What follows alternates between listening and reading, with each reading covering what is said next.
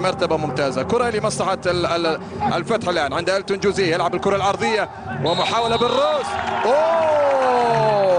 ضربة جزاء.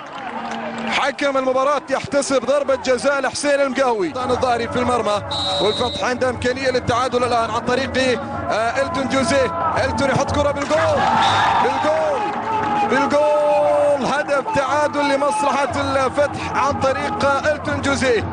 ألتون يسجل من ركلة الجزاء، لكن يعني ربما الفتح الآن يسجل هدف التعادل في الدقيقة 30 من عمر المباراة، وعن طريق ألتون جوزيه يسجل ويحط الحارس في زاوية ويحط الكرة في الزاوية الأخرى، وبالتالي الهدف التعادل يسجل عن طريق ألتون جوزيه الذي يسجل هدف الثاني مع الفتح منذ أن جاء للفتح والعودة للدوري السعودي.